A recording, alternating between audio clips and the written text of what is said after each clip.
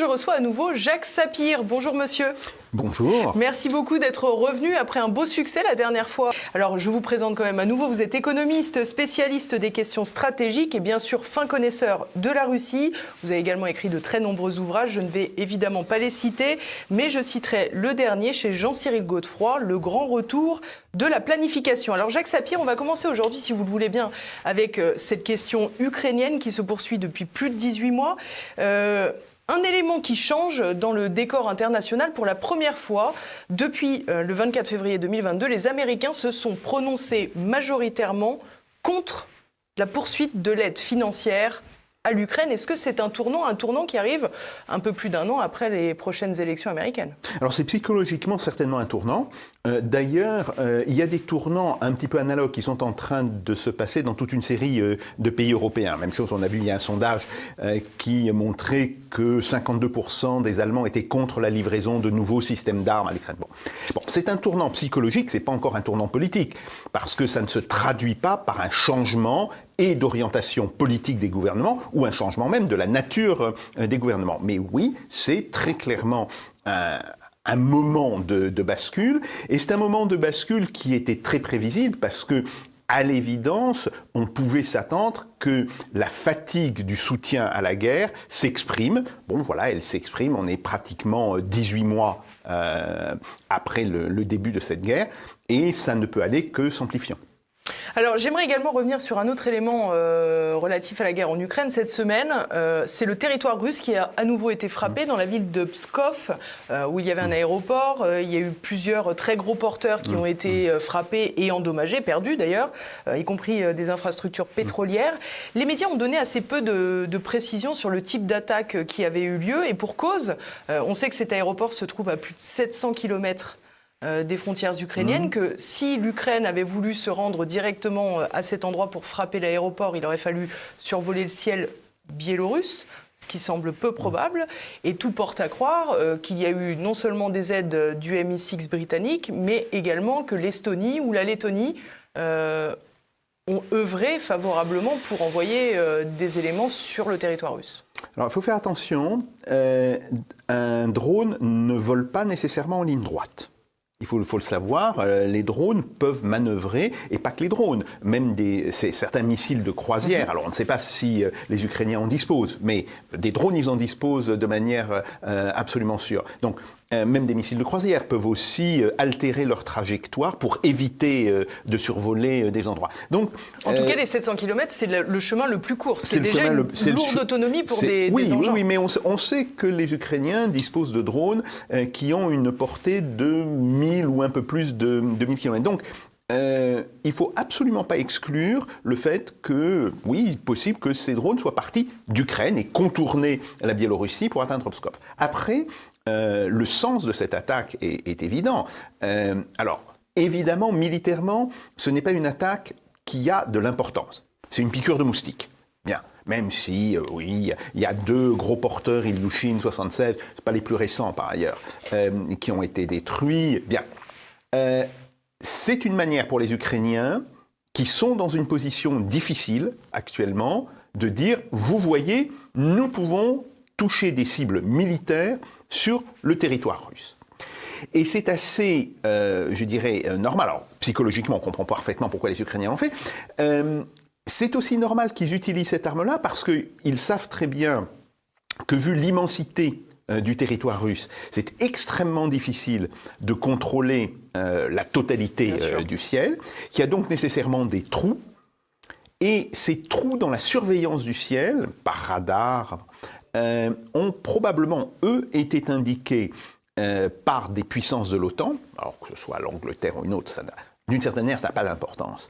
Et là, on peut dire que c'est l'impact de la reconnaissance électronique que font, alors les Russes aussi en font, il faut le dire, que font régulièrement les puissances de l'OTAN à la limite de l'espace aérien russe. Vous savez qu'il y a régulièrement, aux limites de l'espace aérien russe et biélorusse, des avions de reconnaissance électronique, voire des drones de reconnaissance électronique, parce qu'on utilise aussi des drones pour faire cela, qui regardent, qui détectent les radars. D'ailleurs, les radars peuvent se détecter de plus loin que la portée des radars, parce que quand la portée du radar est définie par la distance nécessaire pour toucher la cible et pour que le signal revienne au radar. Si vous voulez simplement capter le signal et pas nécessairement que le signal revienne à sa station radar, vous pouvez effectivement être beaucoup plus loin. Donc c'est une des techniques classiques dans la guerre électronique. Bon, donc les puissances de l'OTAN font de l'intelligence électronique depuis le début de la guerre, et ils ont très certainement fourni les données aux Ukrainiens pour leur permettre de cibler quelque chose et de cibler de manière efficace, donc en évitant des zones qui étaient mieux défendues, mieux protégées. C'est pas la première fois qu'ils le font. La destruction du Moskva au début de la guerre était aussi liée à des interceptions électroniques ou de la reconnaissance électronique faites par des forces de l'OTAN. Donc, il n'y a rien de changé, il n'y a rien de nouveau, mais oui, psychologiquement, je dirais, c'est une piqûre d'épingle et les Ukrainiens sont capables de dire oui, nous sommes encore capables de faire ça. Et si l'hypothèse se vérifiait de l'implication potentielle de la Lettonie ou de la Lituanie, est-ce que ça changerait quelque chose? Parce qu'on sait que les pays baltes sont très inquiets de l'agressivité qu'ils voient en la Russie. Oui, bien sûr, et c'est pour ça que je pense que les pays baltes n'ont pas fait directement de choses par rapport à ce raid. Ils n'ont certainement pas permis à ce qu'une équipe ukrainienne s'installe chez eux. Pour ça que je crois beaucoup plus à des drones. À des prouesses techniques qu'à des... C'est beaucoup plus des drones qui ont évité un certain nombre de zones. Alors, ces zones étaient détectées par des moyens de l'OTAN, qu'à l'installation d'une équipe militaire ukrainienne dans ces pays baltes. Il faut d'ailleurs rappeler que les pays baltes ont une politique qui est officiellement très anti-russe, mais qui est en réalité très ambiguë. Regardez le scandale qui a eu lieu en Estonie, où le mari de la présidente du Conseil a été pris les mains dans le pot de confiture en train de faire du commerce avec des sociétés russes. Bon, alors, sa femme a dit non, il va vendre toutes ses actions, il va... Bon, mais voilà. Il est très clair que les pays baltes maintiennent des liens économiques avec la Russie. Et donc, dans ces pays, on sait jusqu'où on peut aller trop loin. Et les barrières qu'il ne faut absolument pas franchir. Donc, c'est pour ça que, pour ma part, j'exclus complètement l'installation d'une équipe d'opérateurs ukrainiens. Et otaniens. Même otaniens, parce que c'est la même chose, si vous voulez. Si les drones étaient partis d'Estonie ou de Lettonie, ça serait, je dirais, légitimement, et là, du point de vue même des règles de l'ONU, la Russie pourrait considérer que ces pays l'ont agressé. Donc c'est pour ça que ces pays ne l'ont pas fait. Si vous voulez, il faut être sérieux là-dessus. Je crois beaucoup plus que la base de départ des drones était en Ukraine, que ces drones ont suivi, non pas une ligne droite, mais quelque chose d'un petit peu sinueux pour éviter de survoler tel ou tel endroit, pour éviter de se faire abattre d'ailleurs, et puis qu'ils ont touché des cibles. Bien. Il faut dire aussi que ce qui était visé à Pskov, c'était pas les avions de transport, c'était des bombardiers stratégiques ou semi-stratégiques. Et là, contrairement à ce que les Ukrainiens ont affirmé au départ, ils ne semblent pas en avoir touché. Ils visaient essentiellement ce qu'on appelle des Tupolev 22M, qui est maintenant un avion relativement ancien, à géométrie variable, mais qui est utilisé par l'aviation russe comme l'un des moyens de bombardement, et surtout c'est une plateforme de lancement de missiles de croisière qui est utilisée assez régulièrement contre l'Ukraine. Alors j'aimerais également qu'on revienne sur un élément qui a beaucoup secoué l'actualité ukrainienne, c'est bien entendu le crash de l'avion d'Evgeny Prigojine, le patron de Wagner.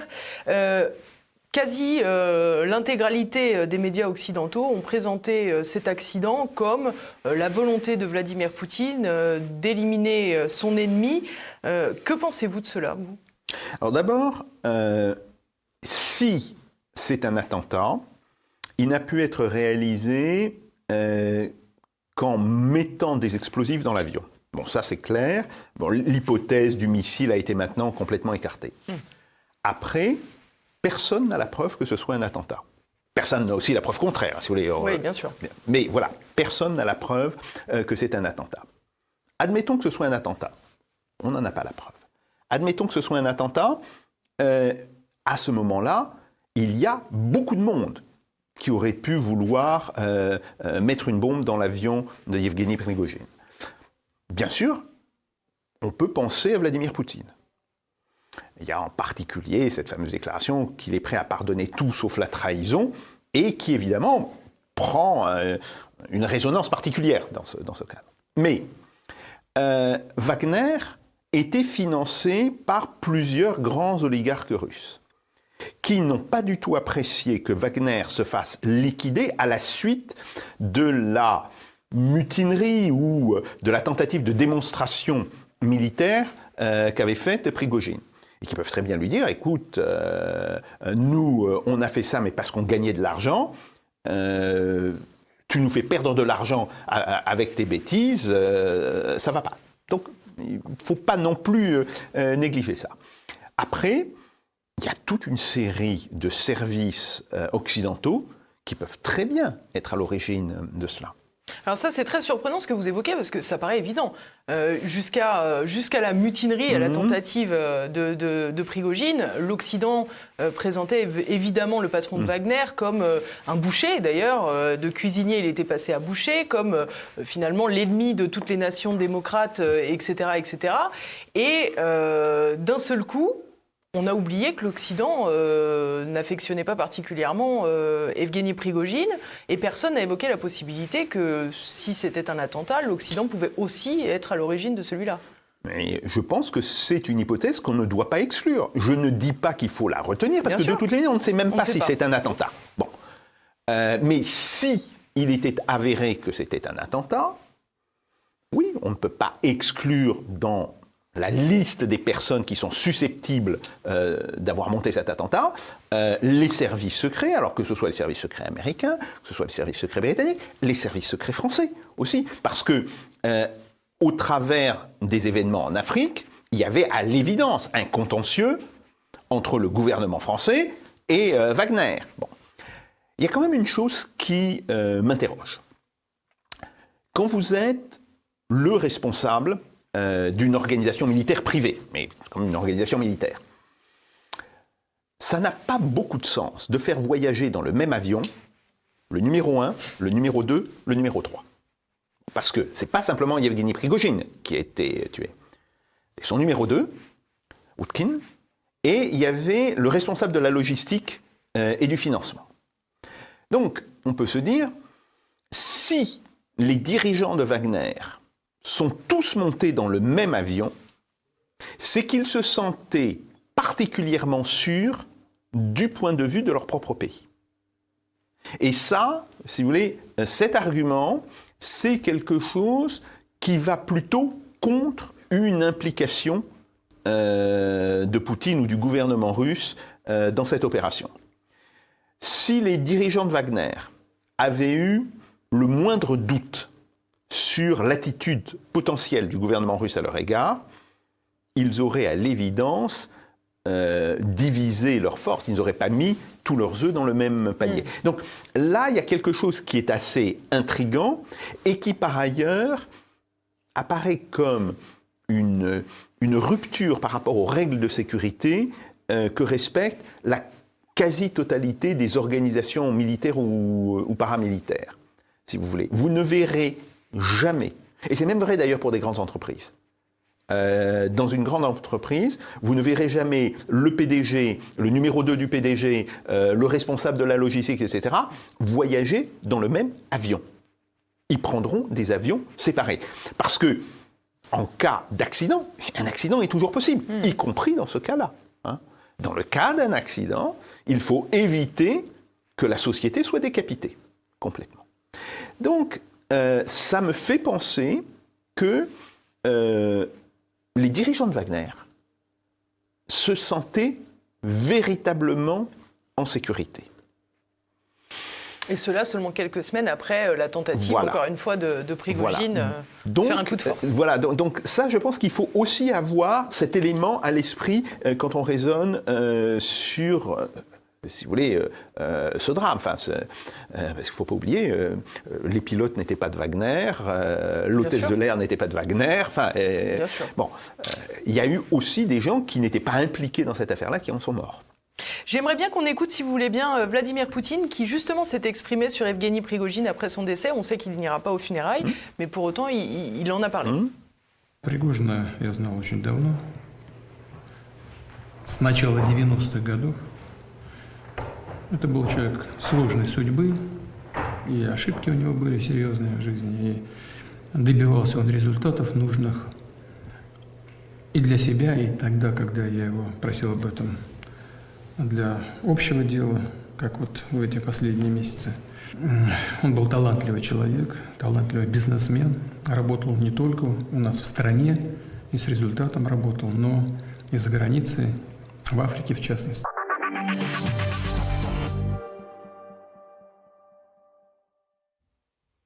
Alors voilà un hommage très mesuré, c'est-à-dire qu'il reconnaît toutes les qualités d'Evgeny Prigojine, qu'il rappelle connaître depuis très longtemps. Il fait également référence à ce qui s'est passé il y a quelques semaines. On a le sentiment, j'allais dire, je suis quand même pas né de la dernière pluie, je dis pas que comme il a l'air sincère, il l'est sincère, mais pour autant, on a le sentiment qu'il ne se sent pas obligé de ne dire soit que du bien, soit que du mal. C'est quelque chose d'assez naturel pour Poutine de parler de Prigojine en ces termes. Tout à fait. D'ailleurs, il est déjà, d'une certaine manière, assez étonnant qu'il fasse une intervention aussi longue sur Prigojine. Bon. Il l'a fait en disant... Il a fait des choses extrêmement positives, effectivement, et des choses pour lesquelles nous avons un grand respect. Par exemple, la manière dont Wagner s'est battu en Ukraine, mais il a fait aussi des erreurs. Bon, on peut penser que c'est quelque chose d'assez balancé. Après, il faut voir une autre chose. Le numéro 2 de Wagner a eu droit à des funérailles militaires, pas Prigojine. C'est-à-dire que Outkin, il n'avait pas le même parcours. Il n'avait pas le même parcours, bien sûr. Outkin était d'ailleurs un ancien officier du GRU. Outkin, qui a été enterré près de Moscou, il a été enterré avec les honneurs militaires. Il a été enterré, enfin, ce qui restait de son cadavre a été revêtu de son uniforme, bon, etc. Ce qui est assez rare pour quelqu'un qui a quitté l'armée. Si vous voulez, normalement, il n'était plus dans l'armée, puisqu'il était dans Wagner. Donc, on peut penser que là, dans la différence de traitement entre Prigojine et son numéro 2, il y a aussi une certaine indication. C'est-à-dire que, bon, Prigojine, c'est une personnalité complexe, comme on dit en Russie, avec du bien et du moins bien, du positif et du négatif. Outkin, par contre, il a un parcours beaucoup plus rectiligne et on peut lui accorder des funérailles militaires. C'est quelque chose qui, à ma connaissance, a été très peu relevé par les observateurs occidentaux. Quel est le point de vue des Russes quant à la disparition de Prigojine? On a le sentiment qu'eux aussi n'ont pas vraiment le fin mot de l'histoire, de fait. Et on a également l'impression qu'il y a eu beaucoup d'hommages de la population russe à l'égard de Prigojine. Alors, évidemment, personne n'a le fin mot de l'histoire. Et je ne sais pas si quelqu'un aura un jour le fin mot de l'histoire, si vous voulez. Dans ce genre d'accident ou d'attentat, c'est extrêmement difficile de connaître la vérité. Ça, c'est un premier point. Et les Russes le savent. Bon. Après, la partie de l'opinion russe qui est très pro-guerre et qui reproche même au Kremlin de ne pas en faire assez, effectivement, a pleuré Prigojine et a décidé d'oublier ce qu'il avait fait il y a quelques semaines pour ne se souvenir que du Prigojine combattant. Et c'est pour ça que ce que je vous avais dit la dernière fois qu'on s'était vu, Prigojine, à mon avis, a fait une erreur massive en déclenchant cette forme de rébellion ou de démonstration militaire qu'il a faite, parce que ce qu'il pouvait viser, c'était d'avoir un vrai poids politique en Russie. S'il avait un problème avec le gouvernement russe, et il est clair qu'il avait un problème avec le gouvernement russe, qu'il avait un conflit avec l'état-major, qu'il avait un conflit avec le ministère de la Défense, bon, il aurait été très certainement beaucoup plus efficace et plus embêtant pour Poutine À l'intérieur. s'il s'était déplacé sur le terrain politique. Et il pouvait se déplacer sur le terrain politique parce que Zhirinovsky, l'ancien dirigeant du Parti libéral-démocrate, du LDPR, était mort de la Covid il y a un peu plus d'1 an. Donc il y a une place à prendre dans cet échiquier politique où, à part Zhirinovsky, il n'y a pas grand monde. Toute une série des autres personnes ou des autres personnalités qui ont pris des positions assez nationalistes, soit ont été réintégrées dans le système du gouvernement, soit ont été mis sur le côté. Bon, donc là, Prigojine, il avait la possibilité de le faire, il avait la légitimité pour le faire, il avait l'audience, en particulier sur Telegram, si vous voulez, parce que les Russes utilisent beaucoup Telegram, il avait une audience extrêmement importante pour le faire. Et là, je pense que, en ne le faisant pas, en ne raisonnant pas politiquement, mais en raisonnant, je suis désolé de le dire, comme un petit truand qu'il était, en réalité. Et, tu me fais ça, tu veux réintégrer Wagner, je vais te montrer que moi je ne suis pas d'accord, etc. C'est pas comme ça qu'on fait en politique. En politique, quand on n'est pas le plus fort, on dit oui, très bien, je vais obéir, mais on prend une position politique plus critique avec lui. Et en ne faisant pas cela, d'une certaine manière, il a évité à Poutine de se retrouver face à un adversaire politique potentiel. Alors vous l'avez dit tout à l'heure, il n'y a pas seulement Prigojine qui est mort dans ce crash d'avion, accident ou attentat, il y a également le numéro 2 et le numéro 3, c'est donc là, on est bien devant le cas de figure où Wagner est décapité. On s'interroge donc sur son rôle en Afrique. Que va-t-il advenir du rôle de cette société paramilitaire sur le continent africain qui connaît de nombreux remous ces derniers jours, ces derniers mois? Alors, le futur de Wagner, techniquement, il est assuré. Le commandant de Wagner à Bakhmout, celui qui a dirigé militairement les opérations de Bakhmout, reprend en charge la société. Il a été désigné comme le successeur de Yevgeny Prigojine. Après... Par qui a-t-il été désigné? Par les gens de Wagner. Par les gens de Wagner. Alors, on peut penser que le ministère de la Défense, le gouvernement, il y a à l'évidence des canaux d'influence importants, hein, mais techniquement, il a été, si vous voulez, il était élu par la société. Très bien. Après, quant à l'usage en Afrique de Wagner, il est clair aujourd'hui que le ministère de la Défense cherche à promouvoir d'autres sociétés militaires privées, ce qu'on appelle les PMC, les Private Military Corporations, qui lui sont beaucoup plus proches ou qu'il contrôle beaucoup mieux. Mais, compte tenu de, je dirais, l'antériorité prise par Wagner en Afrique, il me semble difficile, si vous voulez, si vous allez voir des dirigeants africains et vous leur dites « abandonnez Wagner et vous prenez telle société ». Bon, cette société, on ne la connaît pas. On n'a jamais travaillé avec eux. Pourquoi voulez-vous qu'on abandonne Wagner? Donc je pense que c'est un point sur lequel le gouvernement russe et le ministère de la Défense vont être très prudents. Bien sûr qu'ils vont chercher à promouvoir leur nouvelle société privée, mais ils ne vont pas, du jour au lendemain, abandonner Wagner. Et Wagner va continuer à jouer un rôle important en Afrique, au moins pour l'année prochaine, voire pour plus. Et ça considérait de ce fait que décapiter Wagner n'avait pas de grand intérêt pour les autres puissances qui sont sur le territoire africain Quand vous décapitez une organisation paramilitaire, vous posez un problème de commandement. Alors bien sûr, on va mettre de nouvelles personnes à la tête, mais il va y avoir toute une série de décisions qui ne seront pas prises, qui seront retardées, voire qui pourraient être changées. Donc oui, ça peut toujours être intéressant pour des services spéciaux implantés en Afrique, ou disons intéressés par l'Afrique, de faire cela. Alors la dernière fois qu'on s'était vu, Jacques Sapir, vous m'aviez expliqué, avec un peu d'ironie, on va le revoir tout de suite, que la France avait, à un moment donné, cessé de faire une politique efficace sur le territoire africain, avec des considérations qui échappaient tout à fait aux populations comme à leurs dirigeants. C'était sans doute un peu prémonitoire. À l'époque, vous me parliez du Cameroun, on vous écoute. L'exemple archétypal, c'est l'ambassadeur LGBT qui était envoyé au Cameroun. Attendez. Que vous dites à un pays, mais ça, vous n'avez pas besoin d'envoyer un ambassadeur, vous pouvez le faire passer par les canaux diplomatiques. Bon, vous avez des mesures qui sont des mesures discriminatoires. Bon, après, le problème, c'est que c'est le problème de la souveraineté du pays.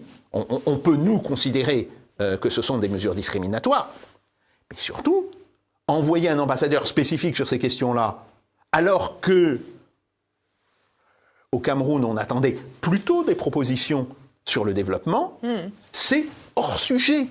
Et une tentative d'ingérence en plus ratée. Oui, mais surtout, on est hors sujet, si vous voulez. Et c'est ça qui est dramatique. Après, on va dire, oui, la perte d'influence française en Afrique, c'est Wagner. Alors, je ne dis pas que Wagner n'y contribue pas, mais pourquoi Wagner peut-il y contribuer? Parce que nous sommes désormais systématiquement hors sujet. Même chose pour les États-Unis. Alors, continuer de reculer, c'était bien vu, puisque depuis, on a vu que l'influence française reculait, on a vu des coups d'État. En 3 ans, la Guinée, le Mali, le Burkina, le Niger et le Gabon ont connu donc des secousses politiques. On a le sentiment que les Occidentaux, et tout particulièrement la France, ne sont plus entendus. Est-ce qu'il est encore temps de renverser cette tendance? Alors, je voudrais d'abord dire que ces coups d'État ont des causes très différentes. Très différentes les unes. C'est des causes très différentes. Par contre, ce qui est constant, c'est une réaction à contretemps de la France. Alors, on rappelle, sur le Niger, c'est un problème entre la garde présidentielle et le président. Un président dont l'élection n'est pas réellement blanc-bleu. Au Gabon, c'est évidemment un président complètement corrompu. Mais si vous voulez, c'est une famille de corrompus. Le père, Omar Bongo, était complètement corrompu. Le fils l'est tout autant. Les petits-enfants, là, donc les fils du fils, semblent l'être de manière importante et qui, par ailleurs, avaient truqué les élections. Moi, ce qui me frappe, c'est une réaction française qui est complètement à côté. Par exemple, vous avez ce problème d'élection. Vous avez un coup d'État. Soit on défend la démocratie, et la première chose qu'il faut dire, c'est nous prenons acte de ce coup d'État, nous demandons au nouveau pouvoir au Gabon d'organiser de nouvelles élections. Voilà, pas plus. Bon, mais c'est pas ce qu'on a fait. Nous, nous condamnons.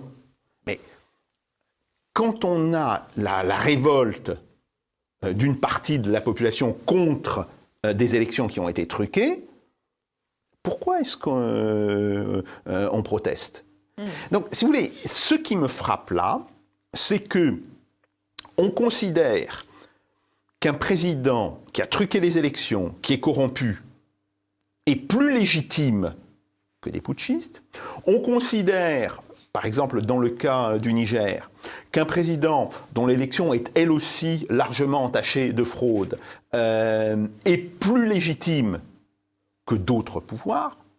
Bien, donc ça veut dire que le choix implicite, c'est de dire stabilité avant tout, ne touchez pas au gouvernement parce qu'ils sont stables et ils sont nos amis, donc c'est ce qu'on défendra avant tout.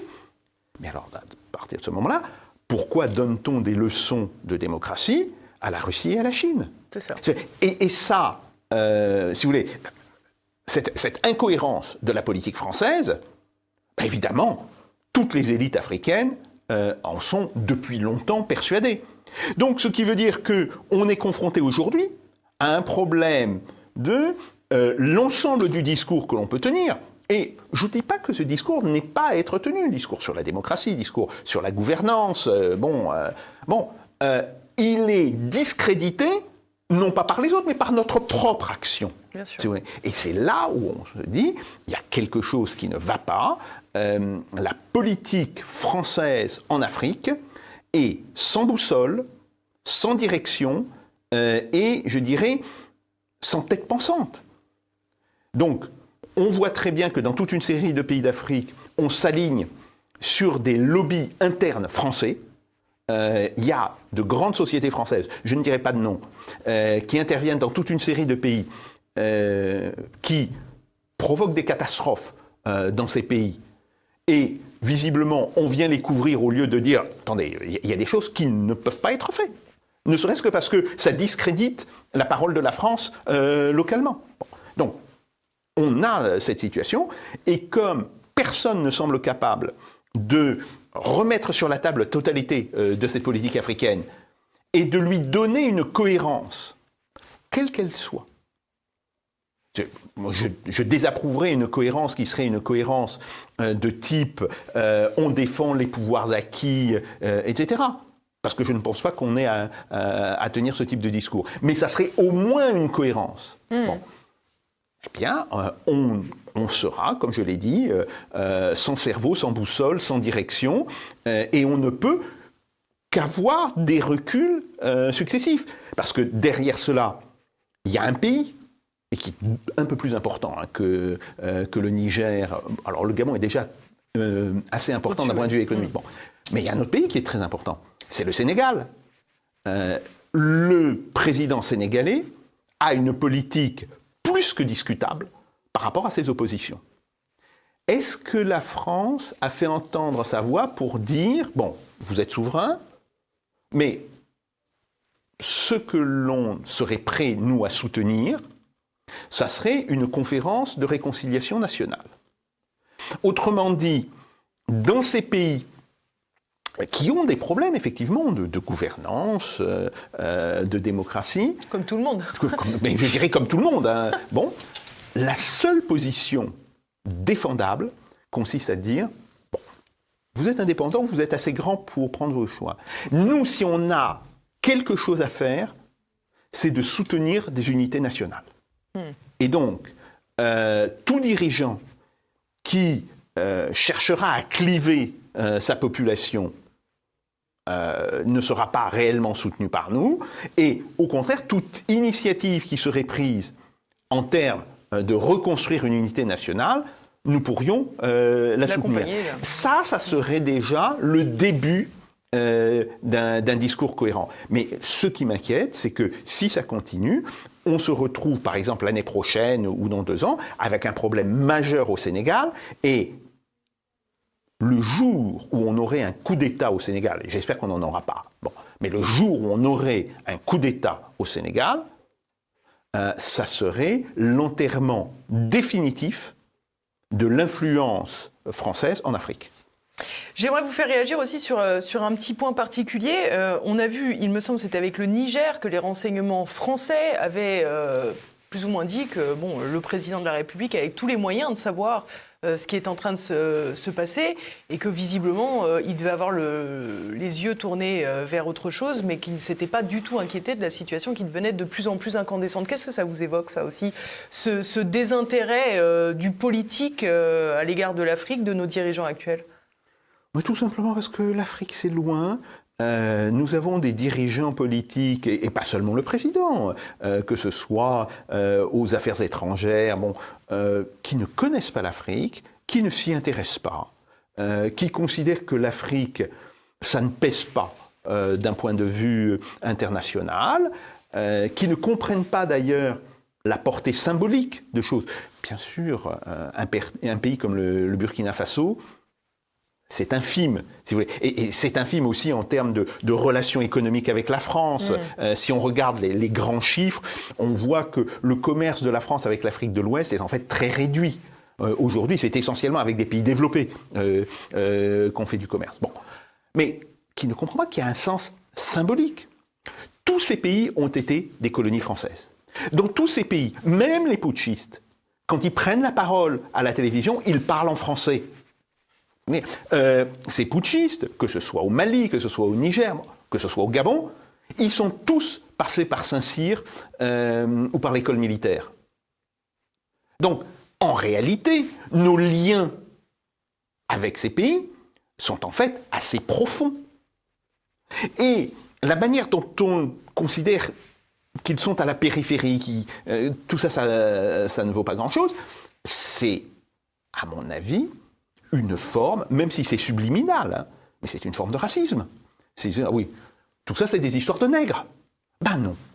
Ben non. Et ça serait au contraire, si vous voulez, l'une des bases de la reconstruction d'une politique française par rapport à l'Afrique de l'Ouest serait de dire, ces gens comptent. Bien sûr que économiquement, c'est très faible, mais ces gens comptent parce que ce sont des gens qui méritent le respect. Oui, et puis exister économiquement n'est pas une fin en soi. Tout à fait. Accessoirement. Tout à fait. Donc, à partir de là, nous devons avoir une véritable politique qui les aide à construire des États, qui les aide à construire des unités nationales, parce que ces pays sont aussi très fracturés à l'intérieur. Et c'est plutôt dans ce sens-là qu'il faut orienter notre politique.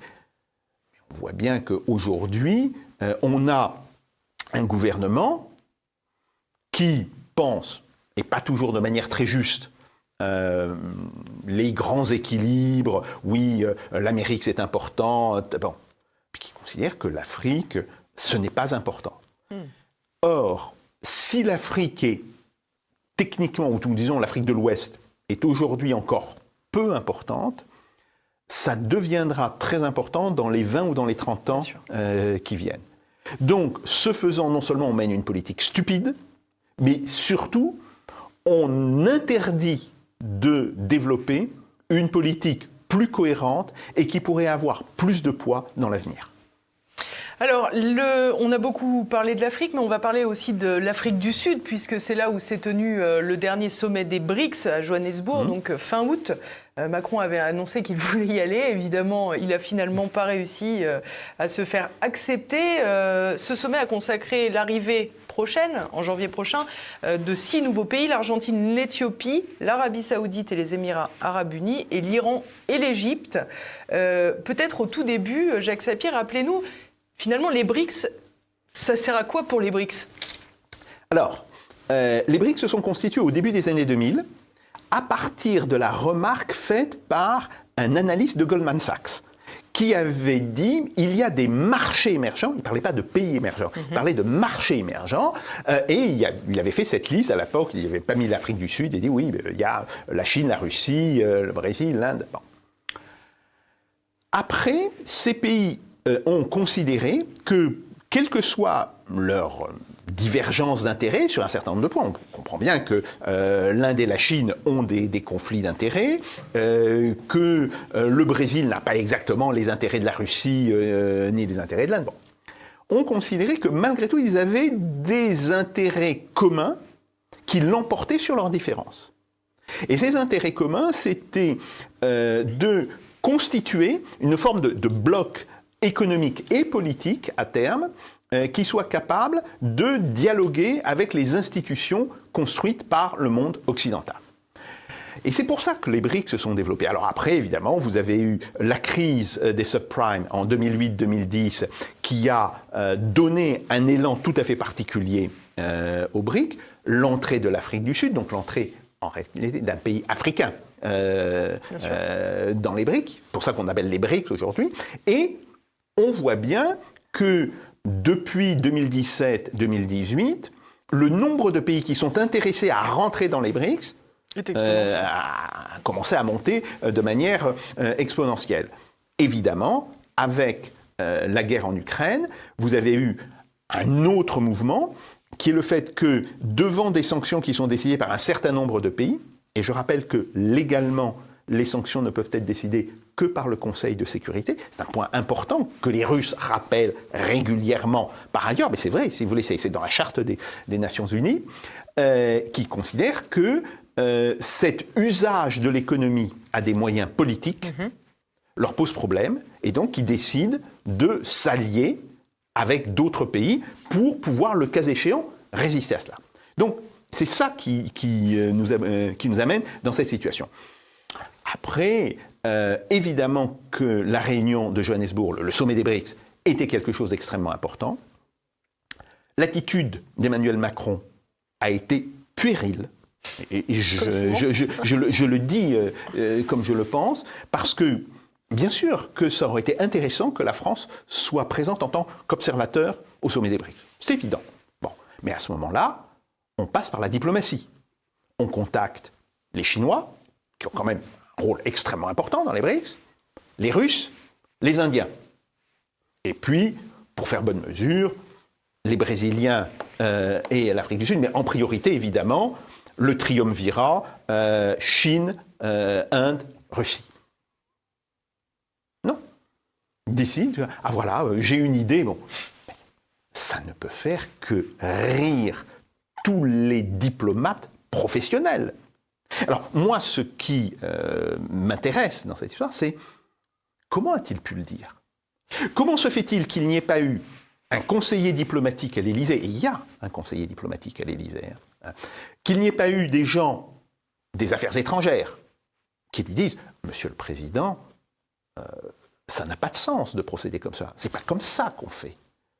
Il va falloir suivre un minimum de procédures qui sont les procédures qui sont internationalement admises. » Bon. Et là, non seulement il a fait une énorme bêtise, mais il a surtout détruit, il a flingué la possibilité, pour plusieurs années, en tous les cas, de la France, d'avoir des relations, en tous les cas, je ne dirais pas bonnes, mais des relations possibles avec les BRICS. Et là, les réponses qui ont été faites, que ce soit par le ministre des Affaires étrangères d'Afrique du Sud, Lavrov, le ministre russe des Affaires étrangères, ou le ministre indien des Affaires étrangères, mais on ne procède pas comme ça, monsieur. On passe par une phase de consultation. On est dans de la diplomatie.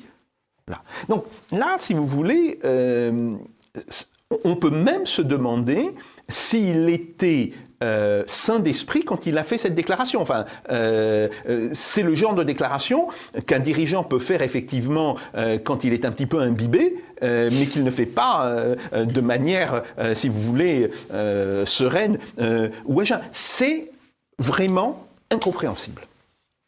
Alors revenons peut-être aussi sur ces fameux 6 pays qui ont rejoint donc les BRICS. Peut-être arrêtons-nous plus en profondeur sur l'Arabie Saoudite et les Émirats Arabes Unis et l'Iran, qui sont bien sûr des producteurs de pétrole. Peut-être avant d'ailleurs, précisons quand même que c'est un ensemble très éclectique. Quand on voit l'Éthiopie, quand on voit l'Argentine, quand on voit l'Égypte, on voit que les BRICS, j'allais dire, ratissent large. Ils ratissent large parce qu'il y a une réelle stratégie. Alors, après il faut décomposer cette stratégie. Vous avez eu une attitude de la Chine au début de cette fin, qui date d'avant, qui date de l'année dernière, mais qui s'est concrétisée au début de cette année, pour arriver à réconcilier l'Arabie Saoudite et l'Iran. Vous savez que c'est à Pékin que ces deux pays ont accepté de signer un traité, ils vont à nouveau échanger des ambassadeurs. Bon, la fin de l'antagonisme entre l'Arabie Saoudite et l'Iran est quelque chose de tout à fait fondamental pour le Moyen-Orient. Et c'est ce qui peut amener à une paix au Yémen. Bon.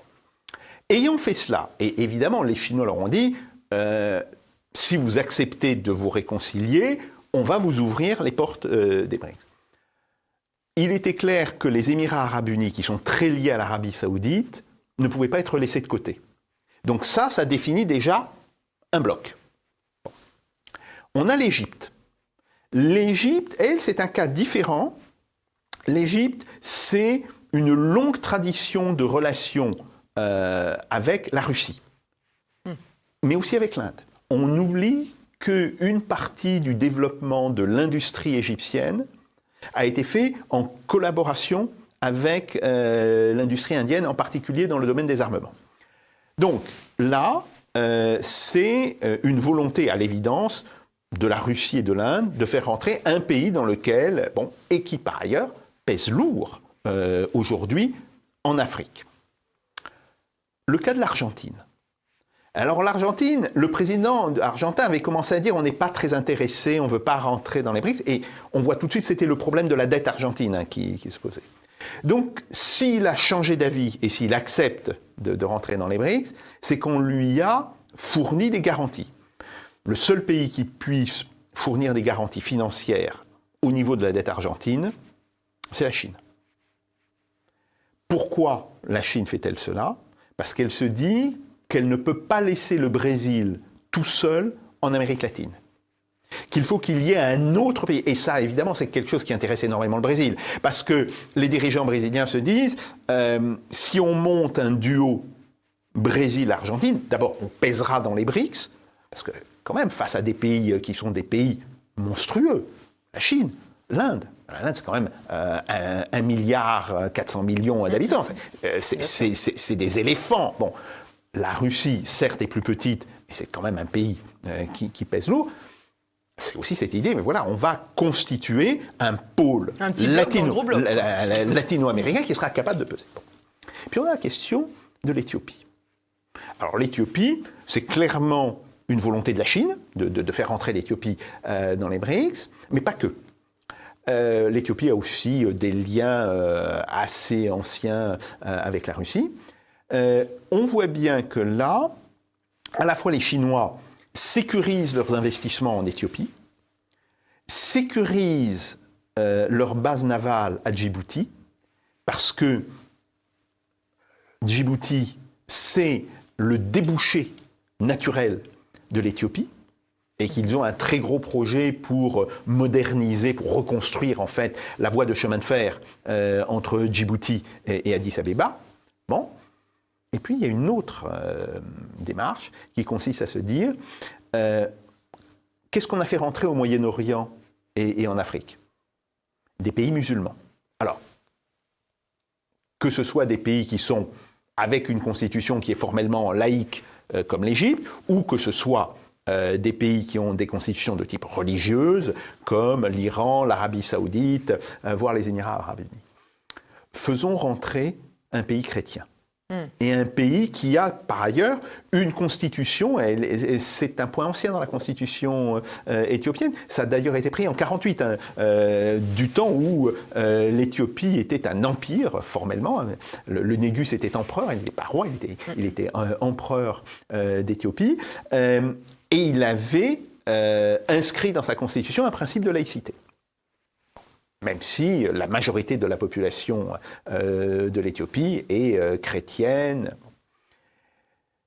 Et donc, c'est aussi une manière d'équilibrer les choses. Et ce qui me frappe, c'est que dans cette vague d'adhésion, il y a à la fois des intérêts de certains pays, bon, on voit bien comment on s'est réparti les choses, mais il y a aussi une politique assez subtile d'équilibre de balancer les choses, de dire oui, il faut des pays africains, mais dans ces pays africains, faisons rentrer le pays qui est le deuxième pays le plus peuplé d'Afrique, point important, donc l'Éthiopie, et constituons aussi un bloc en Amérique latine entre le Brésil et l'Argentine.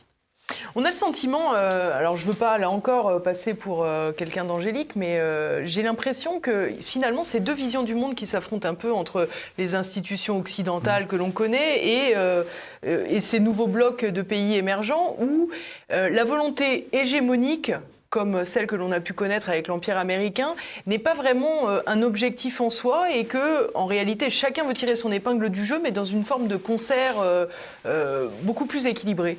Oui, tout à fait.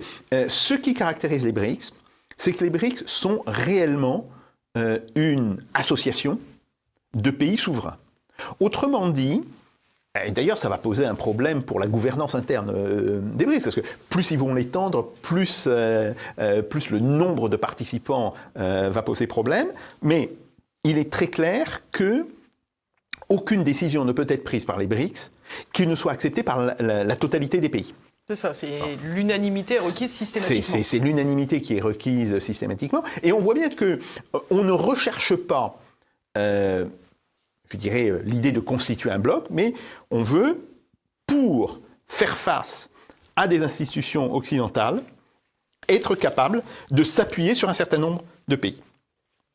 Et c'est pour ça que les BRICS vont marcher, si vous voulez. Les BRICS vont marcher justement parce qu'ils sont une démarche relativement modeste, en réalité, même s'ils vont poser d'autres problèmes, mais c'est une démarche qui est compatible avec des intérêts relativement divergents en leur sein, et ils vont marcher d'autant plus que les pays occidentaux se refuseront à leur tendre la main.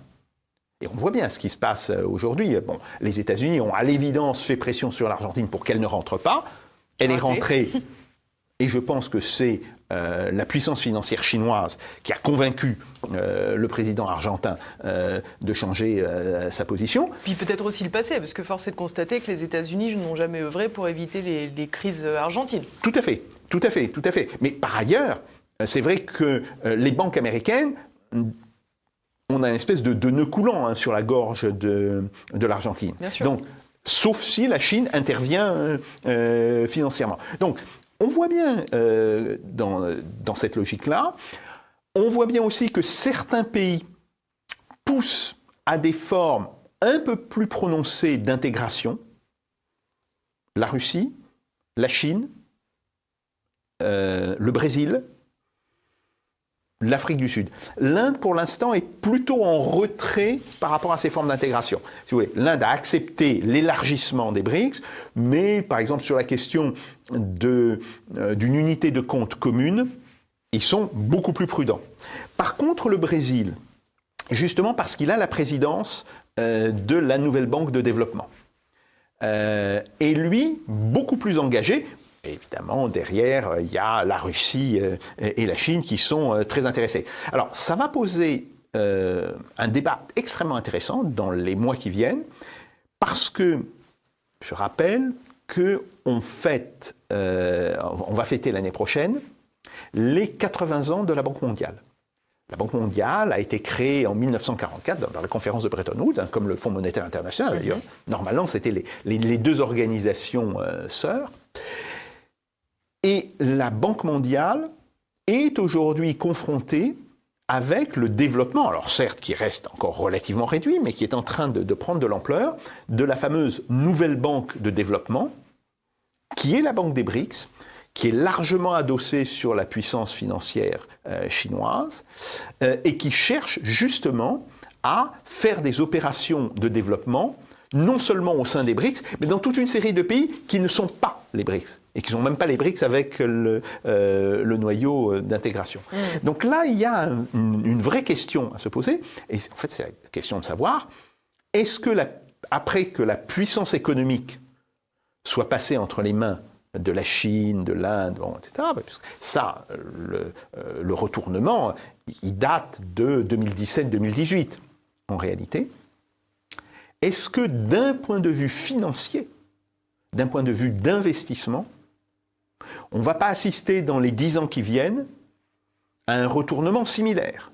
C'est-à-dire que les principales puissances financières et d'investissement pour les pays en voie de développement ne seront plus les États-Unis et le monde occidental, mais deviendraient la Chine, l'Inde et puis peut-être la Russie. Donc ça, c'est un autre problème. On a l'impression toutefois que cette banque de développement, n'a pas vocation à œuvrer vers une monnaie unique. On est là encore plus sur des formes de partenariats, parfois bilatéraux, parfois... Bon, évidemment, j'imagine que c'est surtout la monnaie chinoise qui va prendre le leadership dans ces blocs. Alors, d'abord, il y a un problème de complexité technique qu'il ne faut pas du tout évacuer.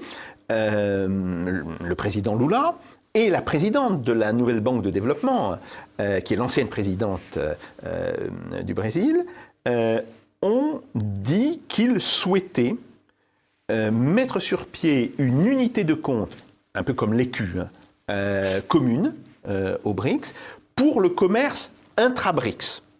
Alors là, on a 5 pays, plus 6, ça fait quand même 11 pays, où ça commence à être important.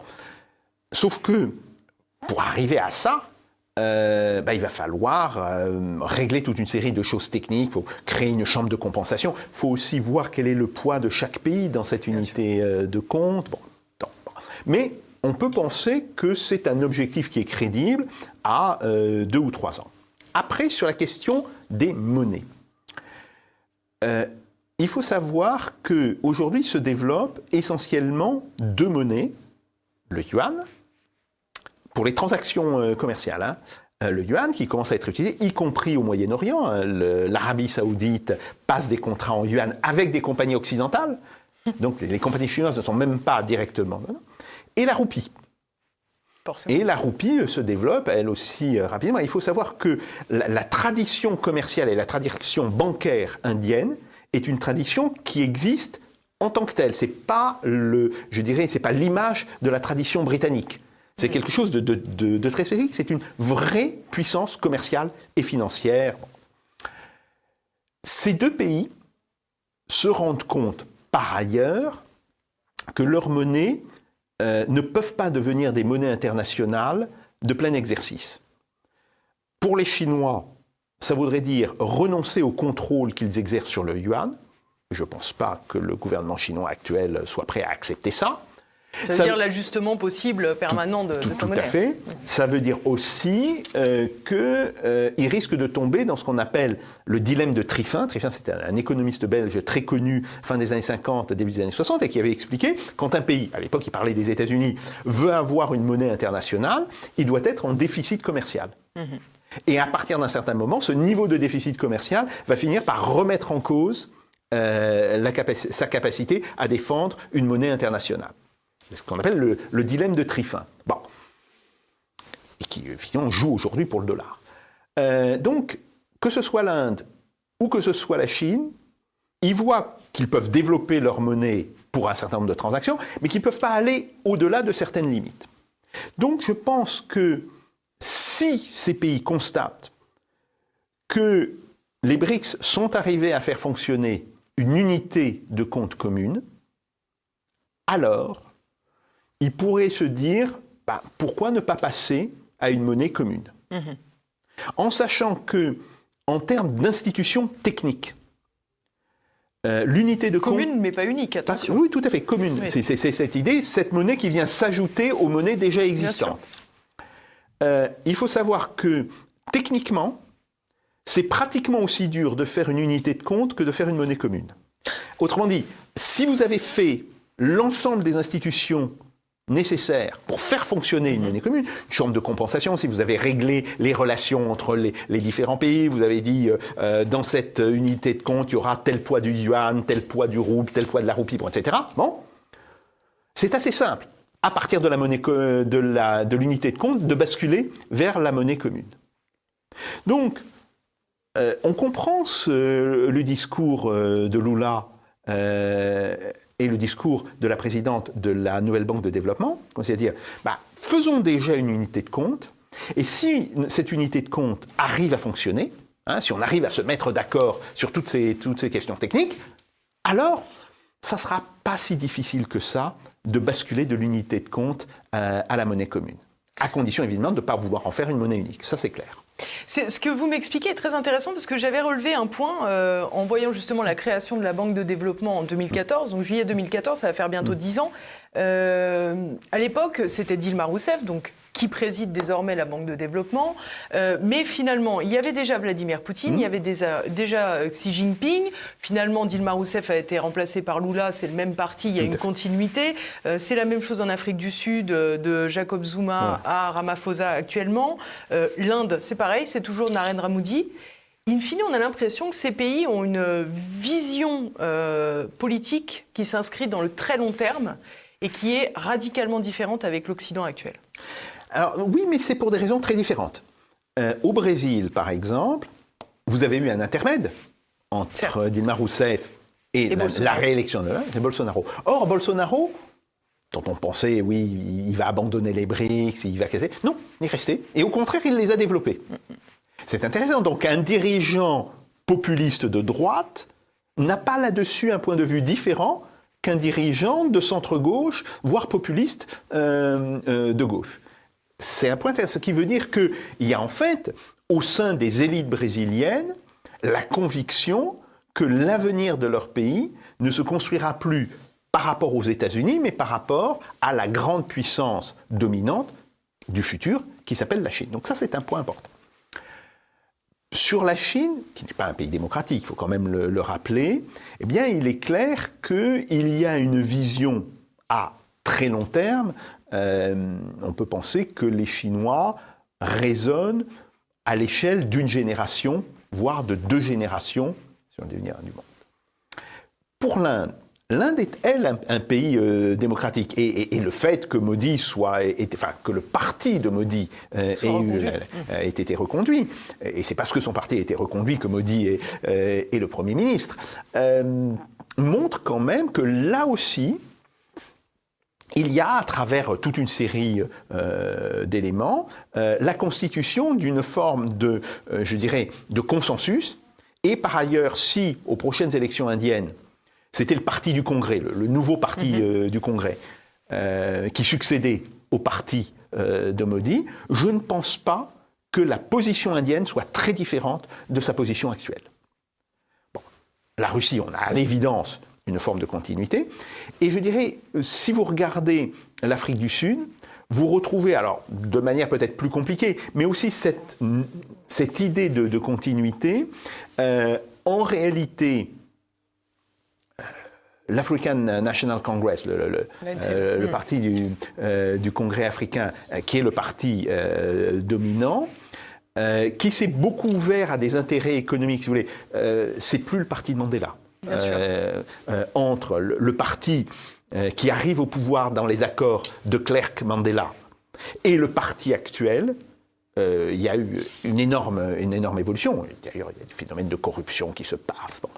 Bon. Mais les élites sud-africaines et les élites tant blanches que noires, si vous voulez, ça, c'est un point les élites. C'est un point extrêmement important. Parce que les élites britanniques, elles, ont eu tendance à partir. Donc, les élites blanches, aujourd'hui, c'est essentiellement les anciens bourgs. Bien sûr. Bon. Ben, ils ont, à peu de choses près, les mêmes intérêts que l'African National Congress. Alors, bien sûr, ils peuvent se disputer sur toute une série de choses. C'est pour ça dire que les tentatives de faire naître un populisme anti-blanc en Afrique du Sud sont profondément contre les intérêts de l'Afrique du Sud. Aujourd'hui, où se constitue ce type de communauté d'intérêts entre les différentes élites, c'est justement le fait, la traduction que l'Afrique du Sud est en train de devenir un véritable pays, si vous voulez. Pendant longtemps, c'était un pays de fait. Bon, oui, il avait une reconnaissance diplomatique, bon, etc. Mais il n'avait pas réussi à se construire à l'intérieur. Et là, ce que l'on voit, c'est depuis une vingtaine d'années, la construction, alors bien sûr, c'est problématique, c'est jamais quelque chose de complètement linéaire, hein, mais c'est quand même la construction d'un véritable pays. Et ce pays, il regarde quels sont ses intérêts de pays. Oui, il y en a encore qui arrivent à raisonner comme ça. Tout à fait. Et pour eux, il dit, voilà, c'est d'avoir de bonnes relations avec l'Inde, c'est d'avoir de bonnes relations avec la Chine, et d'avoir de bonnes relations avec la Russie pour équilibrer les deux. Et c'est pour ça qu'on voit cette espèce d'attitude de l'Afrique du Sud, et je suis tout à fait admiratif sur la manière dont la communauté des Sud-Africains d'origine indienne, qui est importante, hein, on parle toujours les Blancs, les Noirs, non, mais on oublie qu'il y a d'ailleurs 2 communautés au milieu. Il y a eux et il y a les Métis, qui sont une communauté maintenant en tant que telle. Bon, que cette communauté indienne, par les intellectuels organiques qu'elle est en train de produire, sans disputer aux 2 tribus africaines qui se partagent un petit peu le pouvoir, les Xhosa et les Zoulous, mais elle arrive à les influencer, elle arrive comme un facteur, je dirais, d'équilibre, et elle leur dit, mais attendez, nous, notre avenir, c'est de regarder vers le pôle de développement que va constituer l'océan Indien. Et à terme vers la Chine. Et donc ça, c'est aussi un facteur de continuité dans la démarche de politique étrangère. Et alors, toute dernière question, Jacques Sapir. Dans quelques jours, il va y avoir un sommet du G20. Il se tiendra en Inde. Xi Jinping et Poutine ont déjà fait savoir qu'ils n'iront pas en personne. Alors, bien sûr, ils seront représentés.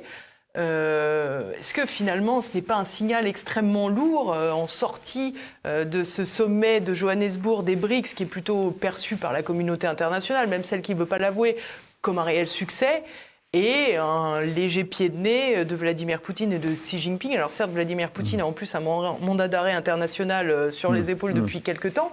Mais est-ce que c'est pas la démonstration que vos G20, vos G7, finalement, aujourd'hui, c'est plus l'avenir? L'avenir, c'est les BRICS. Alors, de ce point de vue-là, c'est un réel retournement. Parce que le G7, l'attitude de la Russie et de la Chine, à partir du moment où la Russie a été exclue du G8, et donc on est revenu au format G7, ça a été de dire le G7 se prétend un directoire mondial, il ne l'est pas, il n'est un directoire que des intérêts occidentaux. Pour ne pas dire américain. Voilà. Là où nous pouvons discuter des intérêts réellement mondiaux, c'est au G20. Et effectivement, vous avez tout à fait raison de le signaler, on est en train de voir une forme de basculement entre G20 ou BRICS. Et peut-être que ce que veulent dire à travers le fait qu'ils ne vont pas y participer, le message qu'ils envoient, que ce soit le dirigeant chinois ou le dirigeant russe, c'est de dire aux autres pays du G20 dégagez-vous de la tutelle occidentale. Le G20 ne doit pas être sous la domination du G7. Et s'il y a aujourd'hui un endroit qui est capable d'unir les intérêts des pays en voie de développement, et même un peu plus, parce que parler de pays en voie de développement pour la Chine... Oui. Bon. Bien sûr. Bien. C'est la reine des BRICS. Donc, on va être, et je pense pour les 3-4 ans, peut-être même les 4-5 ans qui viennent, dans une attitude assez ambiguë, où il y aura toujours, à mon avis, une présence au G20. La Chine et la Russie ne vont pas casser le G20 en tant que tel, mais vont mettre de plus en plus l'accent sur les BRICS, et puis parce que les BRICS vont certainement continuer à s'élargir. Bien sûr. Et on parle déjà de la liste d'élargissement qui sera présentée au sommet des BRICS à Kazan en 2024. Donc, on est dans un processus d'élargissement et on n'est pas simplement sur le fait que voilà, 6 pays sont rentrés. Non, il y a d'autres pays qui aspirent à rentrer, et en particulier, il y a l'Indonésie, il y a la Thaïlande, il y a l'Algérie aussi, pour la France, qui est un pays réel. Donc, il faut attendre les premiers textes de préparation du sommet de Kazan. On le saura probablement en février-mars de l'année prochaine. Mais oui, le succès des BRICS a été un grand succès. Hein. Le sommet des BRICS a été un grand succès.